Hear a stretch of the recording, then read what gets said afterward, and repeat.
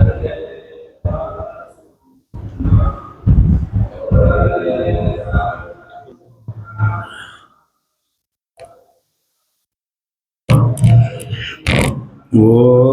नमो संताय सहस्रमूर्तये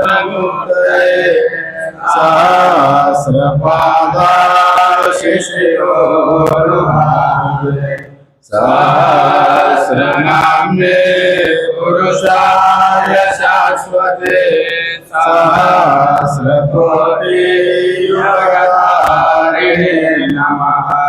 नमः कमलनाभाय नमस्ते जलसायिने नमस्ते केशवानंद वासुदेव नमोस्तुते। आसना वासुदेवस्य भासितं भुवनत्रयं सर्वभूतनिवासोऽसि वासुदेवो नमोस्तुते। शंकरं शंकराचार्यं केशवं बादरायणं सूत्रभाष्यकृतौ वन्दे भगवन्तौ पुनः पुनः।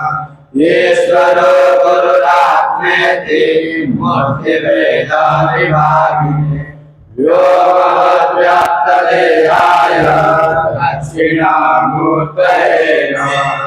ओम शांति शांति शांति।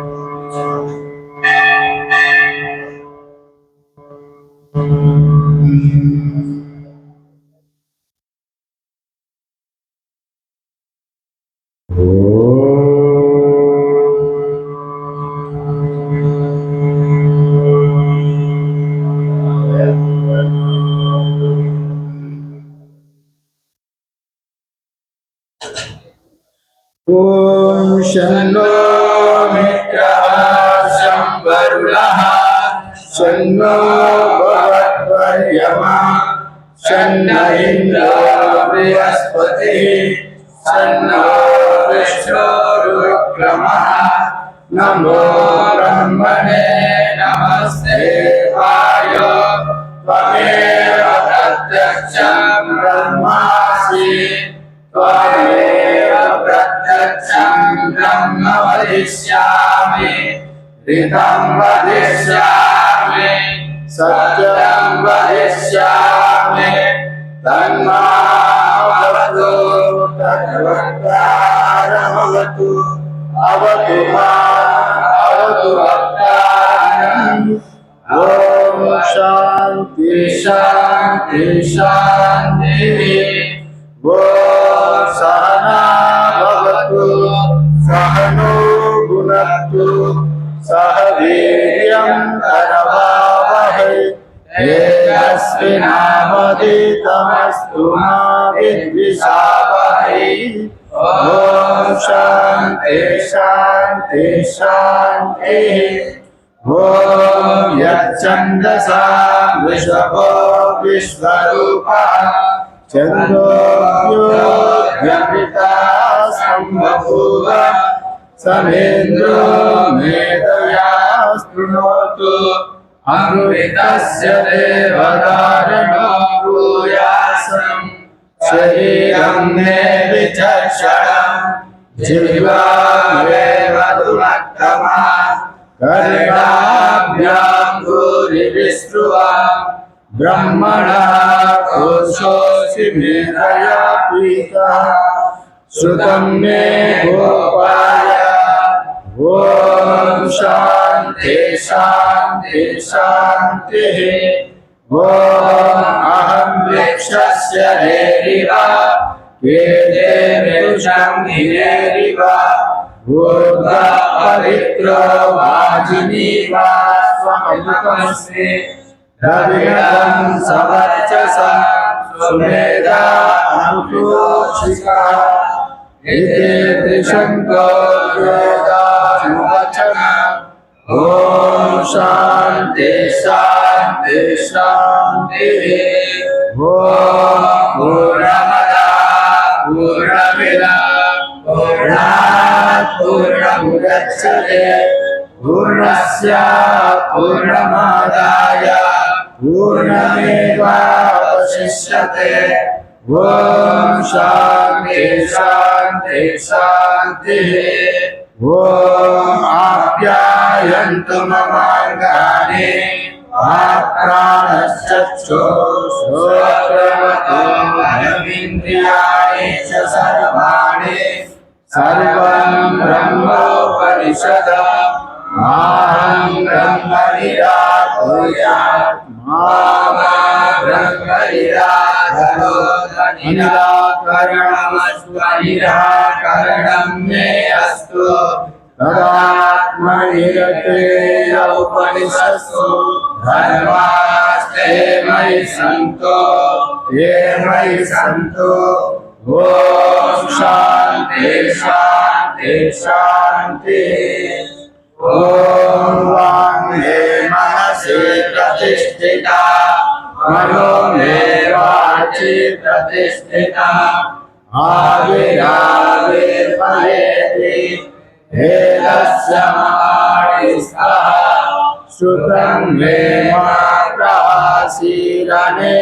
प्रसीदनेनादितेन होरात्राणि संददामि नितं वदिष्यामि सत्यं वदिष्यामि तन्मामवतु तद्वक्तारमवतु अवतु माम् अवतु वक्तारम् अवतु वक्तारम् ॐ शान्ति शान्ति शान्तिः ॐ भद्रं नो अभिवादयमनः ॐ शान्ति शान्ति शान्तिः ॐ भद्रं कर्णेभिः शृणुयामदेवाः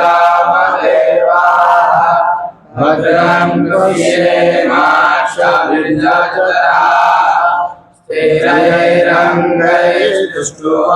स्थिरैरङ्गैस्तुष्टुवारोऽस्तनो हृदयसेमहि देवहितं जगायुः स्वस्ति न इन्द्रो वेदश्रवाः स्वस्ति नः पूषा विश्ववेदाः स्वस्ति नस्तार्क्ष्यो अरिष्टनेमिः स्वस्ति नो बृहस्पतिर्दधातु ॐ शान्ति शान्ति शान्तिः ॐ यो ब्रह्माणां विदधाति पूर्वं यो वै वेदांश्च प्रयोति तस्मै तं वदेवमात्मबुद्धे प्रकाशम् मुमुक्षुर्वै शरणं प्रपद्ये ॐ शान्ति शान्ति शान्तिः ॐ नमो ब्रह्मादिभ्यो ब्रह्मविद्या सम्प्रदायकर्तृभ्यो वाञ्छितेभ्यो महद्भ्यो नमो गुरुभ्यः सर्वोपप्लवरहितः प्रज्ञानगणः प्रत्यगर्तो ब्रह्मैवाहमस्मि ब्रह्मैवाहमस्मि ॐ नारायणं पद्मपदं वसिष्ठं शक्तिं च तत्पुत्रपराशरं च व्यासं शुकं गौडपदं महान्तं योगेन्द्रमतास्य शिष्यम् शङ्कराचार्यमतास्य पद्मं पादं च हस्तमलकं च शिष्यम् तं तोटकं वार्तिककारमन्यम्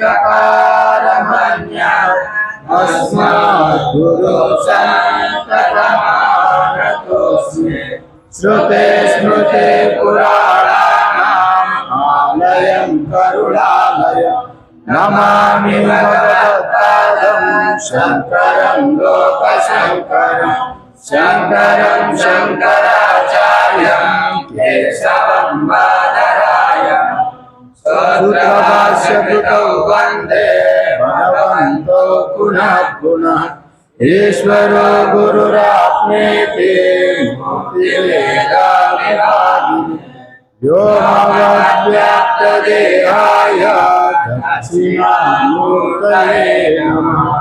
ओम शांति शांति शांति। श्रीमद् भगवद गीता 15वीं अध्याय 11 मंत्र से अंत तक। वसुदेवसुतं देवं कंसचाणूरमर्दनं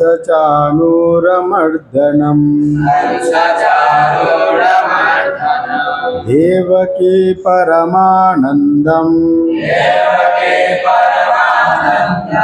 कृष्णं वन्दे जगद्गुरुं यतन्तो योगिनश्चैनं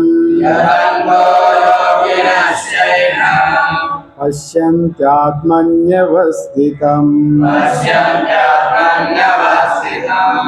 यतन्तो प्रकृतात्मानो नैनं पश्यन्त चेतसा यदादित्या गतं तेजो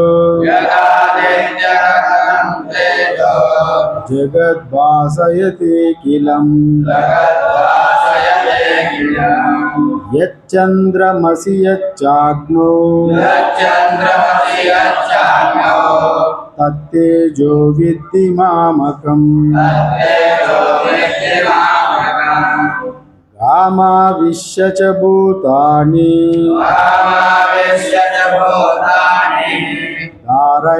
धारयाम्यहमोजसा उष्णामि चौषधी सर्वा सोमो भूत्वा रसात्मका अहं वैश्वानरो भूत्वा प्राणिनां देहमाश्रिता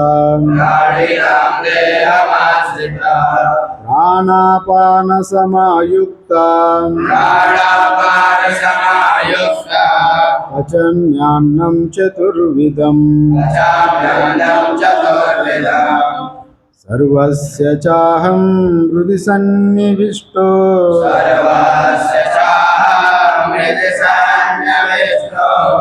मत्ता स्मृतिर्ज्ञानमपोहनं च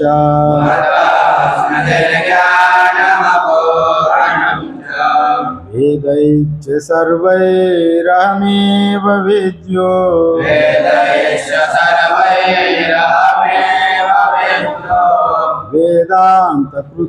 वेदान्तकृत्वेदविदेव चाहम्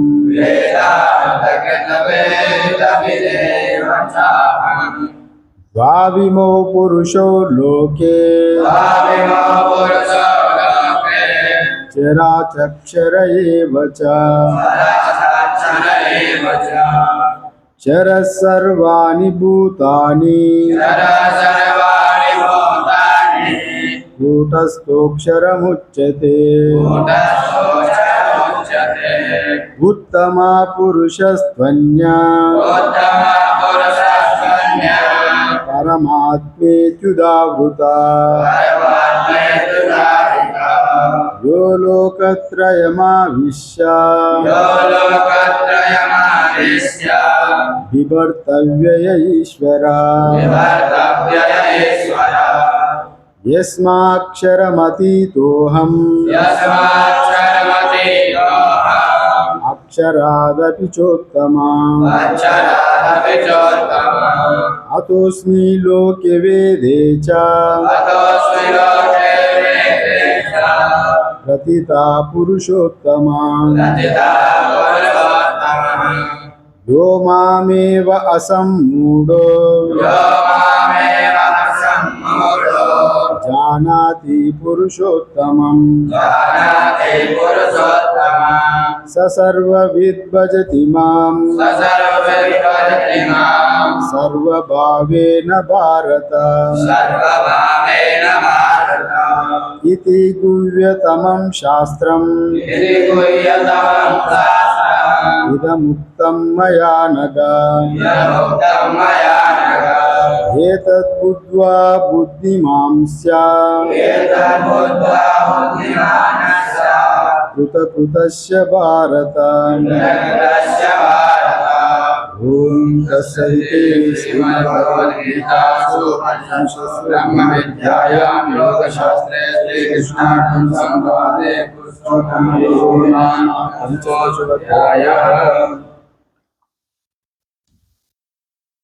हम लोग मांडुक्य उपनिषद का कारिका 16वीं तक देखे थे। आज 17वीं कारिका देखेंगे। 17वीं कारिका में यहाँ भूमिका है थोड़ा बहुत। प्रपंचा निवृत्त्यचेत् प्रतिबुद्धेते अनिवृत्ते प्रपंचे कथम अद्वैतम इति उच्यते। यदि बोध आत्मज्ञान प्रपंच निवृत्ति से ही अगर होता है तो फिर जब तक प्रपंच की निवृत्ति ना होगा तो तब तक कोई अद्वैत का सिद्धि कैसा होगा? अद्वैत कैसा सिद्ध होगा? जब तक प्रपंच का निवृत्त होते ही अद्वैत का सिद्धि होगा। फिर आपके सामने प्रपंच तो दिखता ही है, पूर्ण रूप से प्रपंच सिद्ध नहीं रहना। प्रपंच नहीं रहे तो ही अद्वैत दिखेगा, क्योंकि एक तरफ प्रपंच दिख रहा है, एक तरफ अपना आप से आप दिख रहा है।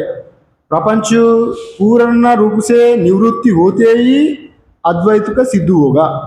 फिर वो कैसा होगा? इसी बात पर पूर्व पक्षी का जब शंका आए तो इस पर यहाँ श्लोक का वर्णन करने जा रहा है। ये श्लोक भी अत्यंत महत्वपूर्ण है। अद्वैत सिद्धांत को प्रतिपादन करने के लिए जो शंकराचार्य ने इसी श्लोक पर ही जो ब्रह्म सत्यम जगत मिथ्या जीवो ब्रह्मैव नापरा इत्यादि रूप में जो प्रतिपादन किया, इसी श्लोक का लेकर ही ये श्लोक ये आगम प्रकरण में भी आता है, वैतथ्य प्रकरण में भी आता है। दो ये एक ही श्लोक उसमें भी आता है, क्योंकि वहाँ पर तर्क रूप से निरूपण किया, यहाँ पर आगम रूप से निरूपण कर रहे हैं। शास्त्र रूप से प्रपंच है ही नहीं है। इसको श्लोक का एक बार उच्चारण करें। प्रपंचो यदि विद्येता निवर्तेता न संशया माया मात्रमिदं द्वैतम्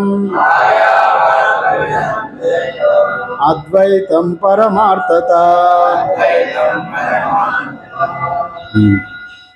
यहाँ देखना, प्रपंचो यदि विद्येता निवर्तेता न संशय। अगर प्रपंच रहते रहा वो तो प्रपंच अगर होता तो इसका अवश्य निवर्त होता।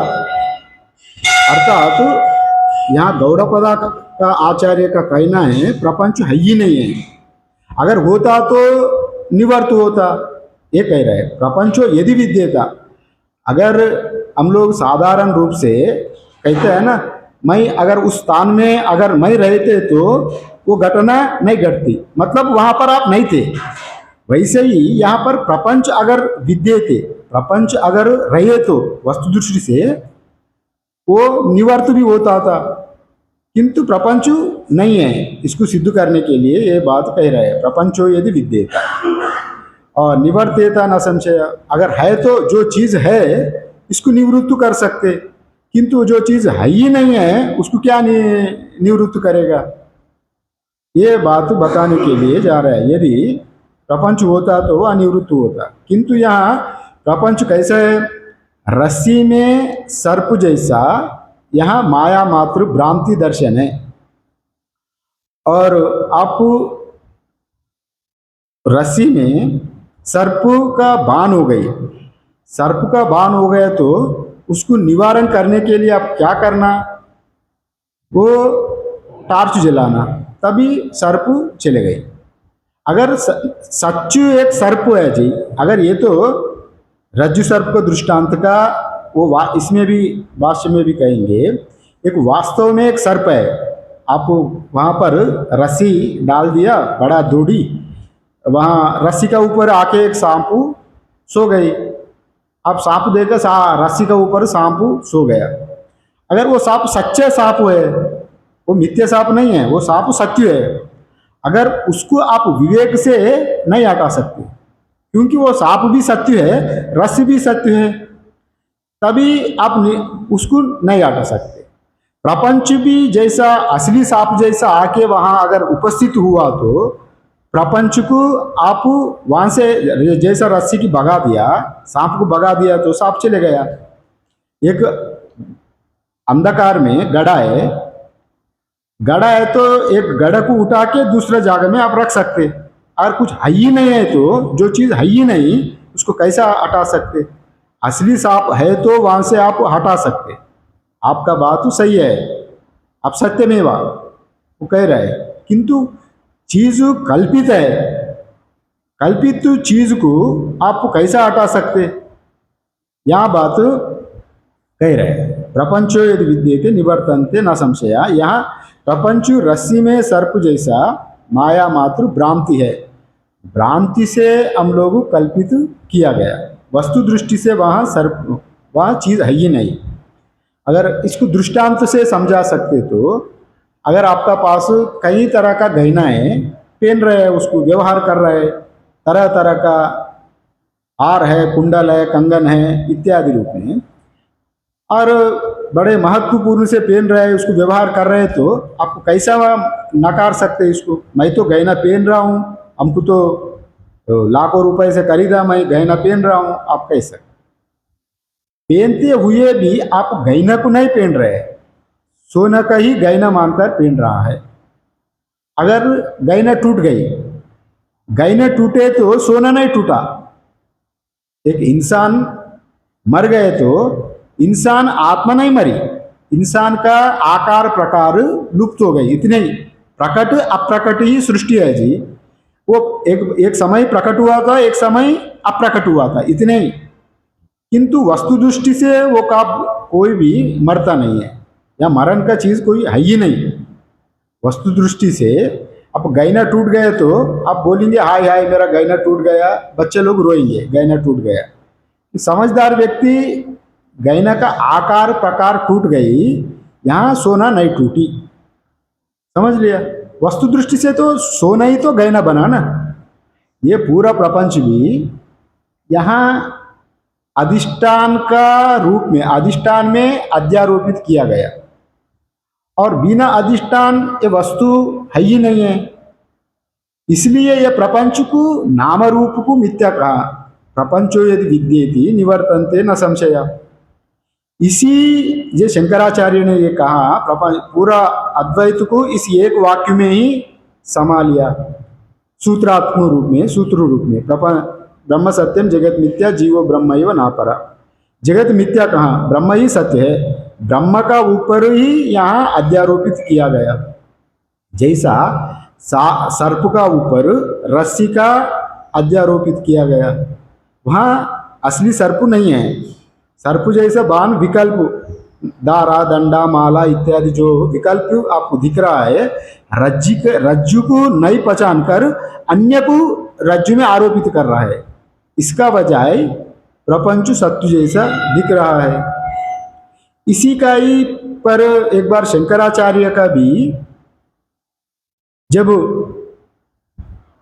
काशी में स्नान करते आ रहा था, उन भी एक काशी में जो मुर्दा जलाने वाला मणिकर्णिका घाट से मुर्दा जलाकर वो भी आ रहा था चांडाल, और शंकराचार्य स्नान करके आ रहा था, ये चंडाल उधर जा रहा था कुत्ता लेकर, और ये उनका शिष्य कहा गच्चा गच्चा, अरे साइड दो इनको, आचार्य जी जा रहे हैं, रास्ता छोड़ो, तुम दूर हट जाओ, दूर हट जाओ, दूर हट जाओ, दूर हट जाओ। मतलब वो चंडाल ने कहा हमको दूर हट रहा है, हटो हटो कह रहा है, किसको हटने के लिए कह रहा है, मेरे शरीर को अथवा मेरे आत्मा को हटने के लिए कह रहा है।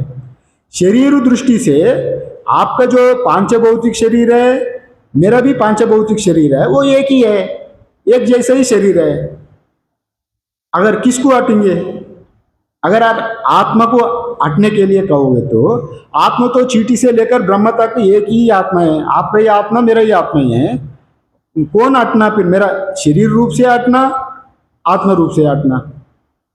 फिर अगर ये जमीन पर मैं खड़ा हूं, आप हमको हटो हटो कह रहा है शरीर को देख के, आपका शरीर मेरा शरीर एक जैसे ही है। मैं यहाँ पर पृथ्वी पर खड़ा हूं, आपका हमारा बीच में 10 गज का 20-25 फुट का अंतर है। अगर ये जमीन में, जहाँ जमीन में मैं खड़ा हूँ, आप भी जमीन में ही खड़ा है, फिर मैं जो जमीन में मैं मलिन हो गया, तो जमीन, मेरा शरीर मलिन अगर हुआ तो आपका जमीन में मैं भी खड़ा हूँ, आप भी खड़ा है, फिर जमीन भी मैला होकर आपका शरीर भी मैला होना चाहिए, किंतु वैसा नहीं हो रहा है। मेरा शरीर में जो हवा स्पर्श करके आपका भी स्पर्श कर रहा है, फिर आप स्पर्श नहीं हो रहे। मैं जिस गंगा में मैं डुबकी लगा रहा हूँ, आप भी डुबकी लगा रहे हैं, फिर वहां पर स्पर्श नहीं हो रहा है। ये वैसा युक्ति वो चंडाल ने मदिरा पीकर उनका अपना हिसाब से कहा गया। और आचार्य का पूर्ण रूप से ब्रह्मसूत्र का भाष्य लिखकर, उपनिषद को भाष्य लिखकर जीवो ब्रह्मैव नापरा एकत्व को सिद्ध करने के लिए ही उनका उद्देश्य था, किंतु वहां पर उनको गच्चा अंदर में किंचित भेद, व्यवहारिक भेद दृष्टि से उनको अलग करने गया। एक व्यवहारिक सत्य मान के वो अलग करो, ये तो शास्त्र बताने के लिए है, व्यवहार में रहना।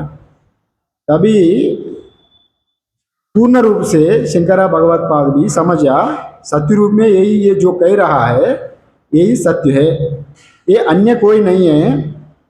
परमेश्वर भी हमारा अंदर में जो थोड़ा बहुत क्लेश रह गई, त्रुटि रह गई, उसका पूर्ण उद्धार करने के लिए परमात्मा ही या शिव जो बनारस का जो विश्वनाथ ही हमको परीक्षा लेने इस माध्यम से आया, वैसा उनको बान हो गई। और उसी समय उनको दंडवत प्रणाम किया चंडाल को। फिर चंडालोसी द्विजोसी गुरुरित्येवा मनीषा ममा इत्यादि रूप में मनीषा पंचमी का 5 श्लोक लिखा। वो चंडाल भी हो और ब्राह्मण भी हो, जो इसी ज्ञान को जो जानता है वो मेरा गुरु ही है, उनको दंडवत प्रणाम किया। मैंने उनको आंखों को पट्टी खोल दिया वो चंडाल ने। वहाँ वैसा नहीं है, वहाँ विश्वनाथ भगवान ही वहाँ पर आया, वैसा भी बात नहीं है। साधारण रूप में पुराना जमाना में हर आदमी काशी का घाट में हर जगह में कुछ तो कुछ ही पंडित लोग, वेदांत लोग सुनाते थे।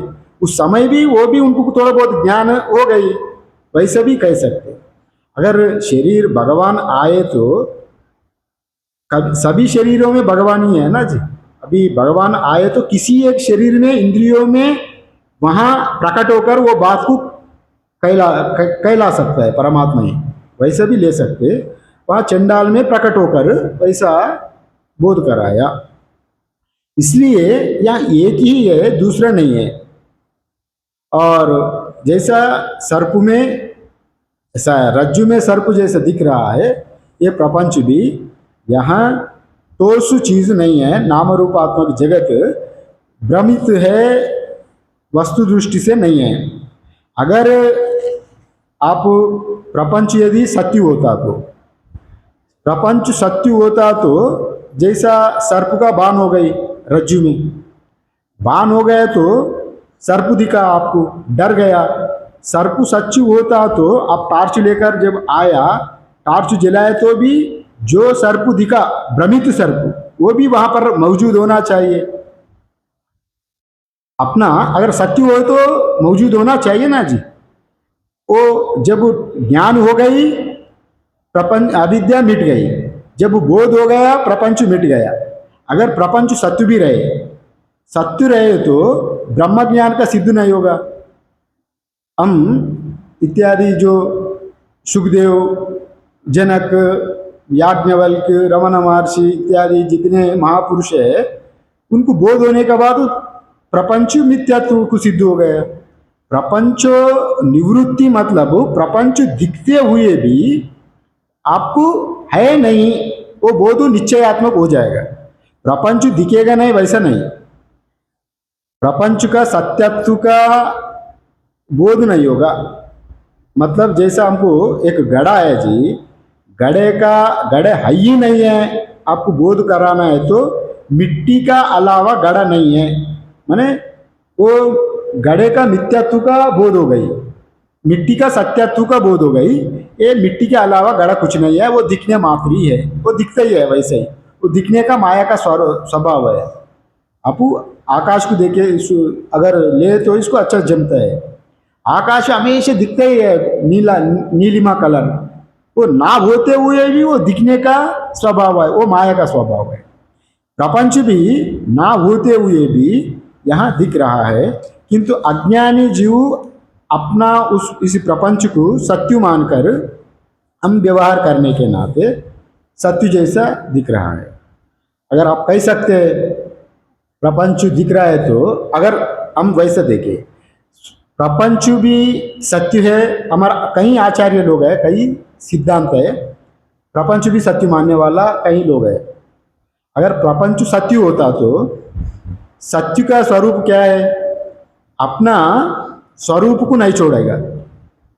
माने प्रपंच रहते हुए भी अपना स्वरूप को नहीं छोड़ना। स्वरूप क्या है, जैसे अग्नि है, अग्नि अपना स्वरूप को तीनों कालों में कभी छोड़ता ही नहीं है, अपना स्वरूप है अग्नि, वो जलाना और उजागर करना, प्रकाशित और जलाने का सामर्थ्य अग्नि कभी नहीं छोड़ती, वो स्वरूप दृष्टि से वो सत्य है। अगर प्रपंच भी अगर रहे तो प्रपंच भी सब कुछ ही जैसा प्रपंच सत्य है वैसे ही जैसा तैसा रहना है, वो इसमें परिवर्तन नहीं होना, क्योंकि सत्य वस्तु में परिवर्तन नहीं होता है ना जी। सच्चिद आनंद में कोई परिवर्तन नहीं होता है, नाम रूप में ही परिवर्तन होता है। सोने में कोई परिवर्तन नहीं होता है, आभूषणों में ही परिवर्तन होता है, घड़े में ही परिवर्तन होता है, मिट्टी में कोई परिवर्तन नहीं होता है, ब्रह्म में कोई परिवर्तन नहीं होता। अगर परिवर्तन हो तो ब्रह्म नहीं होगा फिर। वैसे ही ये नाम रूपात्मक जगत मिथ्या है, यहाँ सपनवत मिथ्या है। हम लोग जब सपन देखता है तो सपन में सपन सच्चू लगा, सपन में राजा बना और सेना बना, सेना आया, युद्ध हो रहा है, बहुत सारे घोड़ा गाड़ी की हाथी आई, कई लोग मर रहे हैं इत्यादि सपन देखा। अगर सपन में जो सच्चू मालूम पड़ा आपको, जागने के बाद भी अगर प्रपंच सत्य रहे तो सपनों का घोड़ा हाथी सेना सब सच रहना चाहिए, जागने के बाद नहीं रह रहा है ना जी। वैसे ही ये प्रपंच भी ब्रह्म में कल्पित है, वास्तव में प्रपंच नामक कुछ है ही नहीं है। और ये रज्जु में सांप जो सत्य होता तो जैसा टार्च जलाने के बाद भी सर्प रहना चाहिए, वो नहीं रह रहा है। अगर ओरिजिनल सांप ही अगर वहाँ पर आ गया, अगर ओरिजिनल सांप का आप निषेध करें तो वो नहीं जाएगा, क्योंकि वो ओरिजिनल है, वो सत्य है, किंतु वो सत्य जैसा नहीं है प्रपंच, प्रपंच कल्पित मिथ्या है। इसलिए गौड़पदाचार्य को कहना है ये प्रपंच अजातिवाद, वो कोई जन्म ही नहीं हुआ, न निरोधो न चोत्पत्ति न बद्धो न च साधका, कुछ भी नहीं हुआ, ना जन्म हुआ ना कुछ हुआ नहीं, ये सब माया भी जैसा एक खेल है, माया का जैसा। माया भी एक ही जगह में बैठ गया, अपना चक्र घुमाने लग रहा है, सब वैसा वैसा बान हो रहा है। यहाँ परमात्मा मायावी स्थान में है, वो अपना माया से ये सब वैसा दिख रहा है, वस्तु दृष्टि से कुछ नहीं हो रहा है। और ये ज्ञान जिसको हो गया उसको भी ये मायावी जैसा, माया जैसा ही दिखेगा। अगर वो माया देखने वालों को, अज्ञान वालों को सत्य दिखेगा। अगर आप प्रश्न पूछेंगे यदि प्रपंच नहीं है तो फिर ये हम लोग इतने साधन, इतने नेति नेति निषेध करो, ये विधि मुख से निषेध मुख से शास्त्र क्यों बता रहे हैं? अगर सच्चा यदि प्रपंच तो है ही नहीं है, फिर इत्यादि साधन नेति नेति रूप में निषेध मुख से विधि मुख से शास्त्र क्यों बता रहा है? यहाँ जो बताने का प्रक्रिया है, ब्रह्म ज्ञान को ब्रह्म प्राप्तस्य प्राप्ति निवृत्तस्य निवृत्ति। प्राप्तस्य प्राप्ति मतलब आपको प्यास लगी जल का आवश्यकता है। अब जमीन का ऊपर पड़े हुआ मिट्टी की हटाएंगे, जल का प्राप्ति तो नहीं करेंगे ना। ये प्राप्तस्य प्राप्ति, वो पहले से ही विद्यमान है, उसको जल को हटा देना, अज्ञान को हटा दे तो वस्तु वहीं पर है। ये प्राप्तस्य प्राप्ति। जैसा कंठमालावत उदाहरण भी देता है शास्त्र में। कंठ में माला है, भ्रम हो गया, मेरा माला कहाँ निकल के रखा, कहाँ पर है, ढूंढते रहा, वस्तु तो वहीं पर है। फिर बहुत देर के बाद कोई बताए तो गुरु तुम वही हो, वहीं पर है, तब बोध हो गया, अरे यहीं पर होकर भी मैं चक्कर मार रहा हूँ। संसार में भी वैसे ही है। अब आत्मस्वरूप होते हुए भी हम बाहर देख रहा है प्रपंच को, मिथ्या प्रपंच को सत्य मानकर हम दुखी हो रहे हैं। और स्वरूप दृष्टि से कोई प्रपंच है ही नहीं। और शंका नेति नेति शास्त्र क्यों बता रहा है? मतलब यहाँ निवृत्तस्य निवृत्ति, जो शास्त्र का यहाँ उपदेश है, निवृत्तस्य निवृत्ति, जो चीज है ही नहीं है, अध्यारोप अपवादाभ्याम निष्प्रपंचम प्रपंचते। अध्यारोप करके अपवाद करके बोध कराने के लिए यहाँ शास्त्र बताती है। अध्यारोप अपवादाभ्याम निष्प्रपंचम प्रपंचते। पहले वहाँ कोई सांप नहीं है, रस्सी नहीं है, अपना आप ही है, कोई आके रस्सी फेंक दिया, अरे देखो भाई वहाँ रस्सी है, फिर अरे देखो एक बार, फिर वो टॉर्च लेके आके रस्सी नहीं है जी, ये सांप है, देखो बोले तो ये सांप नहीं है जी, रस्सी है। वो बोध आप कराने के लिए, मतलब अगर अधिष्ठान ज्ञान को कराने के लिए यहाँ निवृत्ति कह रहे, प्रपंच है ही नहीं। क्योंकि हमारा मन में, आपका कमरे में मंदा अंधकार में कई जगह में कुछ बान हो रहा है, यहाँ सांप आया, कुछ रख दिया हुआ कपड़ा फेंक दिया, आपको बान हो रहा है। जब तक उसका निरूपण नहीं होगा ये सर्प है क्या रज्जु है, तब तक आप नींद नहीं आएगी। जब तक ये प्रपंच मिथ्या है, ये मिथ्या ही है, निश्चयात्मक बुद्धि जब तक नहीं होगा तब तक ये संसार का चक्कर में आप काटते ही रहेंगे।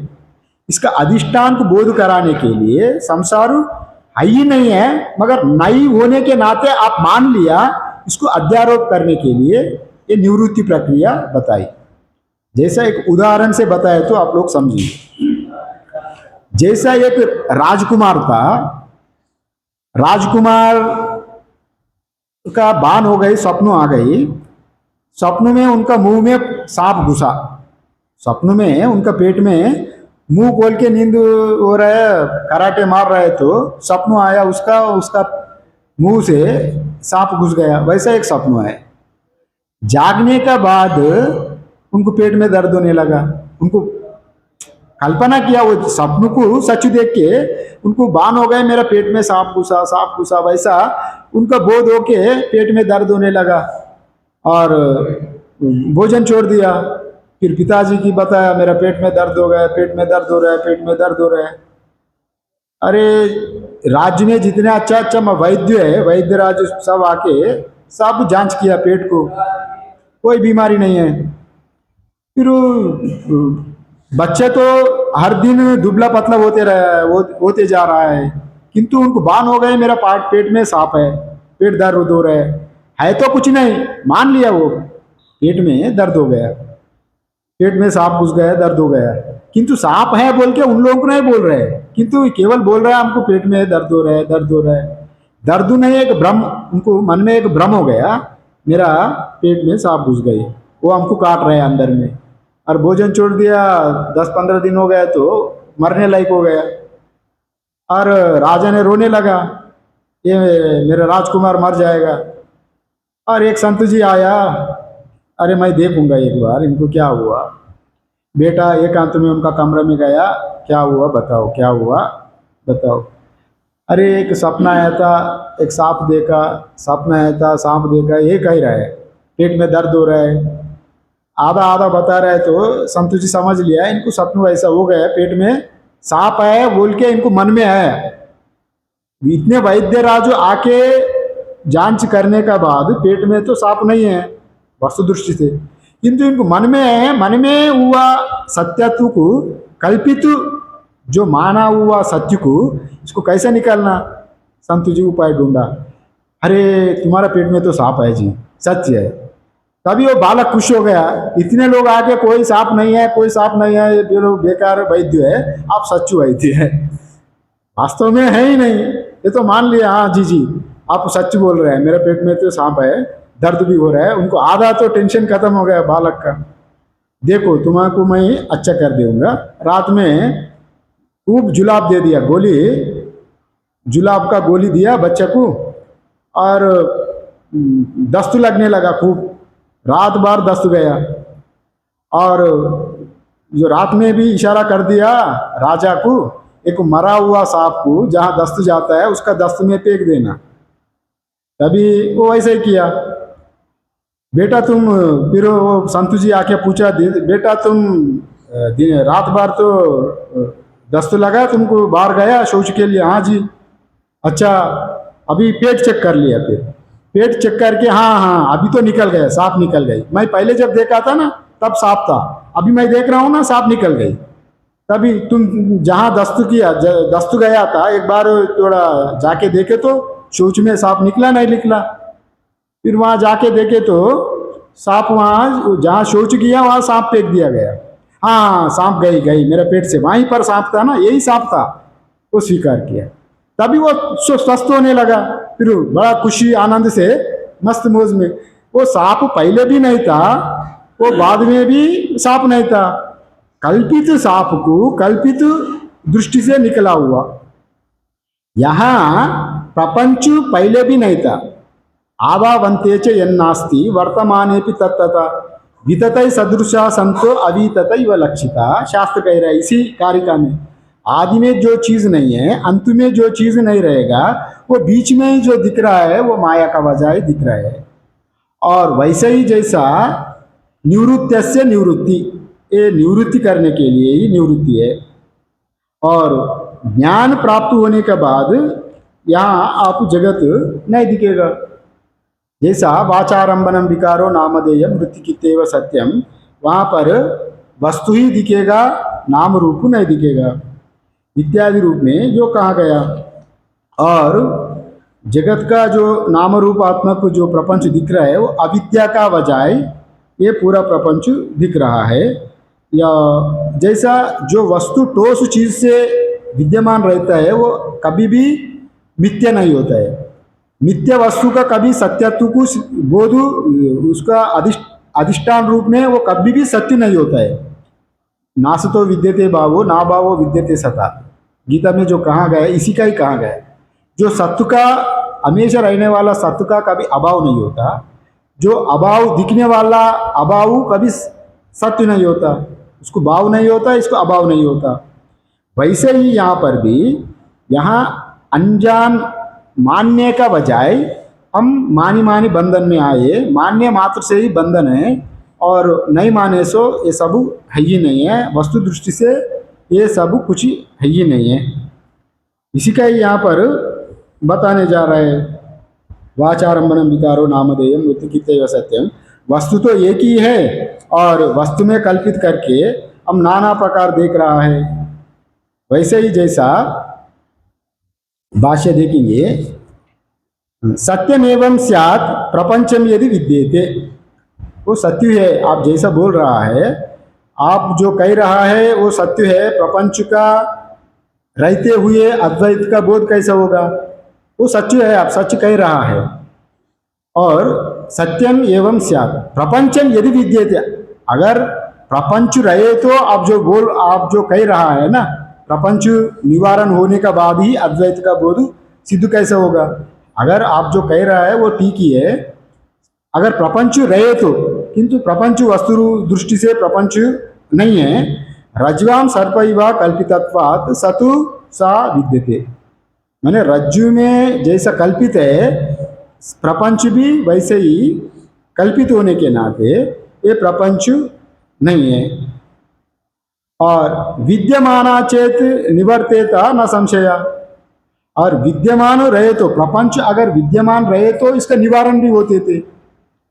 जो सांप वहां पर है रस्सी का ऊपर, असली सांप रहे तो वहां पर निकाल के फेंक देते आप, किंतु वहां भ्रमित सांप है ना, मान लिया वहां पर, वहां कल्पित सांप है, भ्रम से पैदा हुआ सांप है, इसलिए वह विद्यमाना चेत निवर्तेता न संशय, अगर वास्तव में विद्यमान रहे तो उसको निवारण भी किया जाते थे, किंतु वहां पर है ही नहीं है।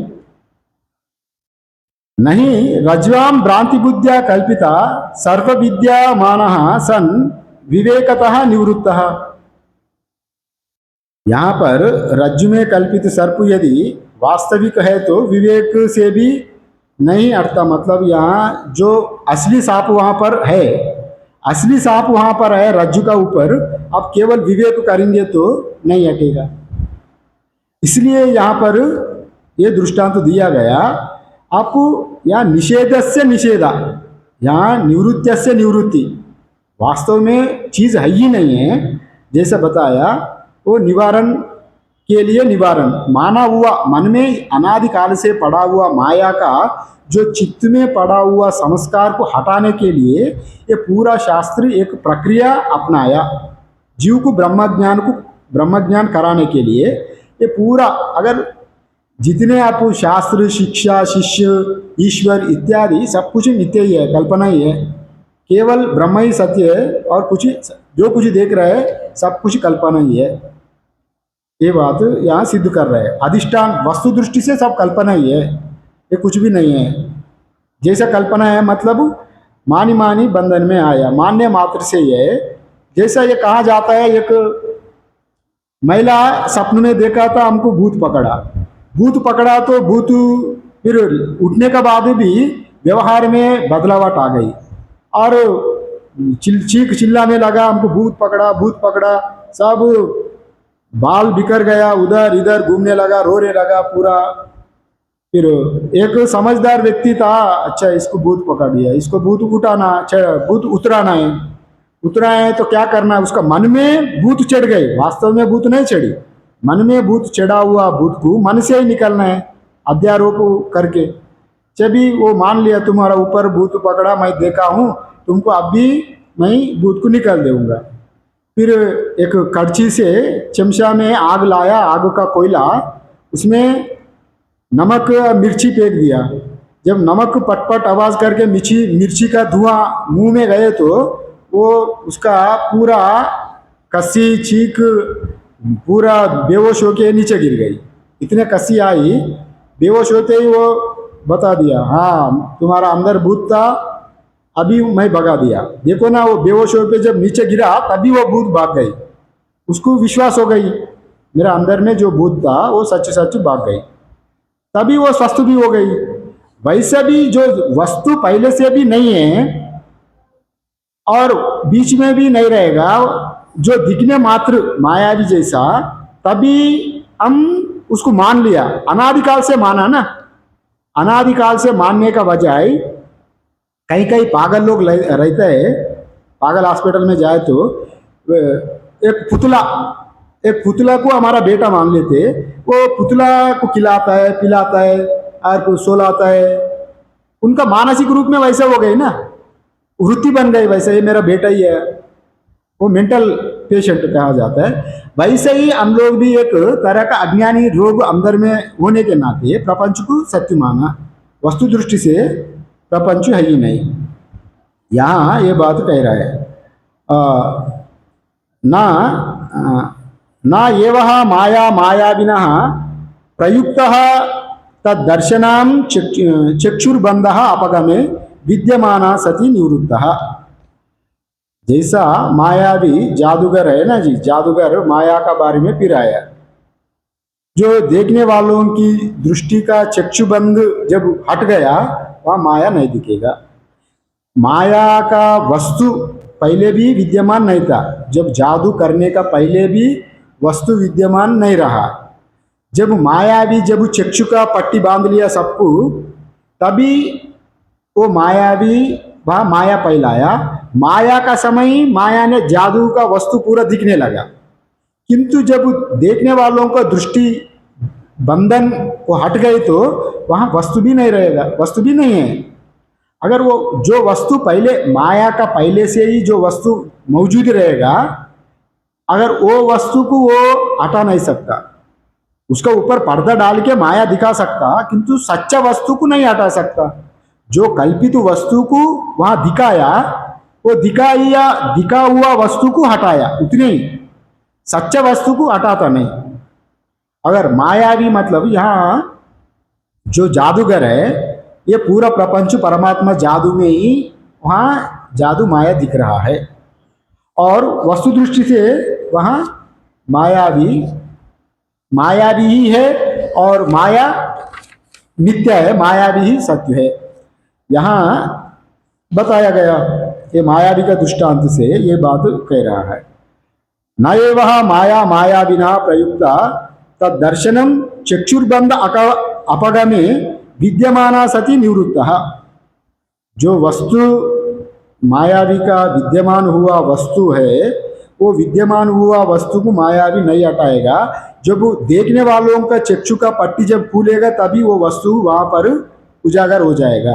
जब अब माया में कई प्रकार का वस्तु देखा, मायावी हाथी, घोड़ा, गधा इत्यादि, कोई राजा इत्यादि देखा। अगर देखते समय जब तक आपको माया का ब्रह्म मायावी जो ये हाल में आ गए तो उनका जो मानसिक रूप से सबको वो वातावरण कल्पित करता है। सबका आंख में भ्रम फैलाता है। और वो जैसे जैसे मन में कल्पना करता है वो वैसा वैसे सबको वैसा ही दिखेगा कि प्रपंच मायावी परमात्मा जैसे जैसे कल्पना कर रहा है तो हमको सबको वैसे ही दिख रहा है। हम माया में हैं, अविद्या में। जैसा मायावी जब हमारा पट्टी खुल गई वहाँ वह वस्तु नहीं रहेगी, वैसे ही जैसा मायावी भी अपना जितने दूर में माया वो उनका शक्ति है उतने हाल में ही फैलाएगा। अगर कोई दूर यहाँ आपको मायावी जादू दिखा रहा है, कोई बिल्डिंग ऊपर से दिखे है तो उनको नहीं दिखेगा माया। मायावी आप हाथी, घोड़ा इत्यादि जादू में आप देख रहे हैं यहाँ बैठ के, आपका पट्टी यहाँ बांध लिया। अगर कोई ऊपर वाला बिल्डिंग में वहां से दूर से देखे तो कुछ नहीं, वो हाथ हिला रहा है वही दिखेगा, किंतु यहाँ पर जो है उनका ही दिखेगा क्योंकि उनका गिराव में है। जैसे अपना वाईफाई कनेक्शन है वो उतने कैपेसिटी जितने हैं उतने में ही पकड़ता है, बाकी में नहीं पकड़ता है। वो मन का उनका आधीन में जितने लोग हैं उतना का ही वो काबू में कर लेता है। वैसा अगर वो चक्षु बंधन होने के बाद वहां पर नहीं रहेगा। तथा इदम प्रपंचाख्यम माया मात्रम द्वैतम। यहाँ केवल ये प्रपंच पूरा प्रपंचाख्यम माया मात्र ही द्वैत है। रज्जुवत यहाँ ये बताने जा रहा है अधिष्ठान रूप में कैसा है। यहाँ पूरा मायावी का ही बार बार यहाँ दृष्टांत दे रहा है। मायावी स्थान में है, एक दृष्टांत देके वापस समझा रहा हूँ। राजा भोज, भोज का नाम सुना ना, राजा भोज। भोज राज में उनका राज्य में एक बड़ा मायावी आया, जादूगर।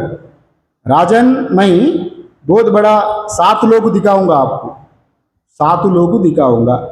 ठीक है भाई, राजा ने भोज राजा ने बैठा माया दिखाने लगा। मायावी ने माया दिखाते ही राजा वैसा बान हो गई।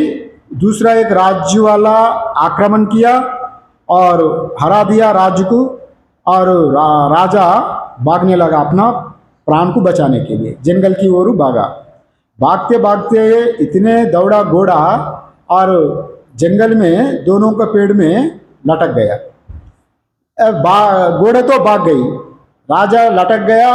उसी जंगल में कोई नहीं है, उनको ना पीने का पानी है ना खाने का भोजन है, और अकेला ही और एक पेड़ का ऊपर, दोनों का पेड़ का डाल का ऊपर लटक गई। और कुछ भी ना इधर मुड़ रहा है ना इधर मुड़ रहा है। 2-3 दिन हो गया, मरने लायक हो गया राजा। मैं जीवन में मर जा रहा हूँ, अंतिम सांस छोड़ने वाला ही है। और उसी एक आदिवासी, एक नारी, एक कन्या, युवा कन्या थी, वो उस तरफ लकड़ी लेने घास काटने आई थी। और राजा को देखा कोई आवाज़, हाँ हाँ आवाज़ आ रहा है, तो उस तरह और गया। राजा को देख के नीचे उतराई, उसमें जो पानी थी लाई, जो सूखा जो भोजन था तो राजा को दे दिया। राजा का प्राण आ गया। राजा ने बोला तुम हमारा प्राण बचाया, तुम कन्या हो, तुम, और ये जंगल में हमको रास्ता भी नहीं है, कहाँ जाना हमको पता ही नहीं है। और वो राजा वो कन्या का साथ विवाह हो गया। कन्या का साथ विवाह होकर 12 साल वो बिता दिया वहीं पर जंगल में, आदिवासी इलाका में, झोपड़ी में। और 12 साल होने के बाद इनको राजा का 3-4 बच्चे भी हो गए। बाद में अकाल आ गई। अकाल आके पूरा खाने का जंगल सूख गई, खाने का पत्ता भी सूख गया, पानी भी मिल रहा नहीं। और 3-4 बच्चे थे राजा का, बच्चा भी मर गया। फिर पत्नी भी मर गया, पत्नी भी मर गई। तभी राजा मैंने वो राजा का, मैं राजा हूँ अस्तित्व को भूल गया, और मैं संसारी हूँ, यहाँ एक मोहल्ला में जी रहा हूँ, मेरा पत्नी बच्चा मर गया, अभी क्या करूँ। इतने आसक्ति हो गया उनको, रोने लगा, सिर पीटने लगा, पसीना पसीना हो गया। इतने रो रहा है राजा। रोते रोते ही पीछे से जादूगर ने उनका कंधा पर हाथ डाला। अरे राजन, मैं यहीं पर हूँ, आप यहीं पर है। अरे मेरा बच्चा कहाँ गया, 12 साल का मेरा 3-4 बच्चा था, मेरा पत्नी था, मर गया, कहाँ गया कहाँ गया। अरे राजन, आप भ्रम से आप बाहर आ जाओ, मेरा ये जादू था, मैं ही बोला ना जादू दिखाने के लिए, मैं जादू दिखाया। तभी राजा श्वास ले लिया। अरे क्या दिखाया, क्या किया हमको, 12 साल हम कैसा भटक गया मैं जीवन में, मेरा पत्नी सब मर गया इतने आदि रूप में। जब जाग गए तो पता चला। हम लोग भी जब स्वरूप में नहीं जागने का बजाय, कोई किसी का मौत हो गया तो हाय हाय करेंगे, किसी जायदाद संपत्ति गए तो हाय हाय ये क्या हुआ क्या हुआ, हमसे अन्याय किया, भगवान ने हमको अन्याय किया इत्यादि रूप में खूब निंदा करता है, रोता है, इत्यादि होता है। ये सब कुछ नहीं होता है, कुछ भी नहीं हो, कोई ना मरता है, कोई नहीं ये जागता है। वहाँ सब कुछ स्वरूप में ना हन्यते अन्यमाने शरीर इत्यादि रूप में भगवत गीता में ही कहा गया। जो मारना वाला मरने वाला इत्यादि रूप में कुछ नहीं है, एक ही है, कोई ना मरता है, ना कोई मारने वाला होता है, ना मरने वाला होता है, ये सब ब्रह्म है, कोई नहीं मरता है इत्यादि रूप में वहाँ कहा गया। ये प्रपंच को हम यहाँ जादू का कहानी, आगे भी जादू का कहानी बताएंगे। जादू को प्रपंच को सिद्ध करने के लिए ये मायावी दृष्टांत, जो जादूकर का दृष्टांत बार बार दे रहा है गौड़पदाचार्य, आगे भी ये मायावी का दृष्टांत आएगा, क्योंकि आपका मन में बैठना है ना प्रपंच कैसा मिथ्या है। माया को, ये रज्जु सर्प को समझेंगे तो मन में दृढ़ निश्चय हो जाएगा। जब तक दृढ़ निश्चय नहीं होगा, बार बार इसको पुनरावृत्ति करवाना पड़ता है। इसीलिए यहाँ आचार्य भी बार बार यही बात कह रहा है। और तथा इदम प्रपंचाख्यम माया मात्रम द्वैतम, ये माया मात्र ही है। रज्वात मायाविवच्च अद्वैतम परमार्थता, तस्मात् ना कच्चित प्रपंच प्रवृत्त निवृत्तो वा अस्ति इत्यादि प्रायः। प्रपंच में ना प्रवृत्ति हो रहा है ना निवृत्ति हो रहा है, केवल यहाँ मायावी ही है। मायावी जैसा केवल रज्जु ही है, वहाँ सर्प नहीं है। सर्प, माला, दारा, दंडा इत्यादि कुछ भी नहीं है, केवल रज्जु ही है। वहाँ मायावी ही है, माया नहीं है। मायावी सत्य है, उनका पूरा माया मिथ्या है। वैसे ही यहाँ केवल परमात्मा ही सत्य है, आत्मा ही सत्य है। आत्मा में जो कुछ ही कल्पित कर रहा है वो सारे चीज कल्पना मात्र है, मिथ्या है। इस कहने के लिए रज्जवत मायावी वच्चा, रज्जु जैसा और मायावी जैसा, वहाँ मायावी ही है, उनका माया नहीं है। और केवल वह रस्सी ही है, सर्प नहीं है। रस्सी में सर्प जैसा ब्रह्म हो गया, मायावी का माया में, उनका कल्पना में माया दिखाया, वहाँ वस्तु दृष्टि से मायावी है, वहाँ रज्जु ही है अधिष्ठान दृष्टि से। वैसे ही यहाँ अद्वैत ही है, परमार्थ दृष्टि से एक ही अद्वैत है, वहाँ द्वैत नानाविध द्वैत नहीं है। यत्र द्वैतम पश्यति मृत्योस मृत्युमाप्नोति, जहाँ पर द्वैत देखेंगे तो जन्म मरण संभव है, और आप अद्वैत का बोध हो गया तो जन्म मरण से मुक्त हो गया, द्वैत है ही नहीं है। अगर मानेंगे तो पुनरपि जननम पुनरपि मरणम, ये बात यहाँ पर ईश्वर भी नहीं है, ना भगवान भी नहीं है, ना कुछ भी नहीं है। अगर कोई दूसरा चीज है तो फिर बात द्वैत आ जाएगा। पहले आगे मंत्र में बताएंगे, ना गुरु है, ना शिक्षा है, ना शिक्षा है, ना ईश्वर है, कुछ भी नहीं है, सब कल्पना ही है। अगले मंत्र में आपको बोध करा देंगे। और ये अद्वैत परमार्थ सत्य है, परमार्थ दृष्टि से अद्वैत ही है, और वस्तु दृष्टि से यहाँ आत्मा ही अद्वैत है। पूरा प्रपंच जो कुछ आप देख रहा है वो पूरा पूरा अधिष्ठान में ही कल्पित है, और कुछ भी वस्तु दृष्टि से कुछ नहीं है। उसमें कोई निवृत्ति प्रवृत्ति इत्यादि आत्मा में अद्वैत में कुछ भी नहीं है, ये बात यहाँ पर कह रहा है। क्योंकि रज्जु में क्या प्रवृत्ति हो रहा है, क्या निवृत्ति हो रहा है? रज्जु में आप कल्पना करके निवृत्ति प्रवृत्ति रज्जु में आप कह रहा है, किंतु वहां पर कुछ ही नहीं कर रहे हैं, कुछ नहीं होने वाला नहीं। जैसा रज्जु है वैसे ही अधिष्ठान में अध्यस्त है पूरा प्रपंच, और इसी का ही यहाँ पर बता दिया। और इस मंत्र अगले वैतत्य में भी और एक बार आएगा, उसको तर्क दृष्टि से वहाँ निरूपण किया, वहाँ और एक बार इस मंत्र को वहाँ पर देखेंगे। कल वहाँ गुरु शास्त्र शिक्षा का भी वहाँ खंडन किया, कल उसी का कल देखेंगे। ओम पूर्णमदा पूर्णमिदं पूर्णात् पूर्णमुदच्यते पूर्णस्य पूर्णमादाय पूर्णमेवावशिष्यते। ओम शांति शांति शांति। शंकरं शंकराचार्यं केशवं बादरायणं सूत्रभाष्यकृतौ वन्दे भगवन्तौ पुनः पुनः।